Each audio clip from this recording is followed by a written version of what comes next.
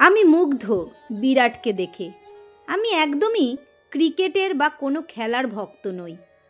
খেলা সম্পর্কে কনসেপ্টও আমার অত্যন্ত কম, কিন্তু বারবার খেলা দেখি শুধু এইটুকু দৃশ্য দেখব বলে, যেখানে বিরাট পৃথিবীর কোটি কোটি মূর্খ মানুষকে গালে চড় মেরে বুঝিয়ে দেয় স্ত্রীকে আমল দেওয়া সব থেকে গুরুত্বপূর্ণ কাজ, বা স্ত্রীকে ভালোবাসা মানেই সে বউ নেওয়াটা নয়।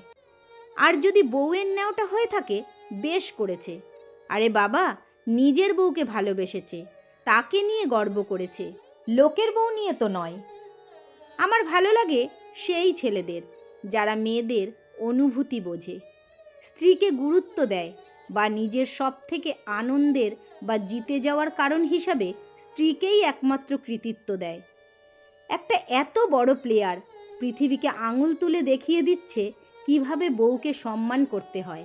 একটা এত বড় মানুষ নিজের জয়ের কৃতিত্ব দিচ্ছে তার স্ত্রীকে। আর কিছু পাড়ার খোকনরা আকণ্ঠ মদ গিলে বন্ধুদের ঘাড়ে হাত রেখে বলে, আমি আমার বউকে বেশি উঠতে দিই না, ওই বউয়ের কথায় উঠবো বসবো আমার দ্বারা হবে না। সত্যিই হবে না ওই কুলাঙ্গারদের দ্বারা, কারণ স্ত্রীর মর্যাদা বুঝতে আরও একটু মানুষ হতে হবে।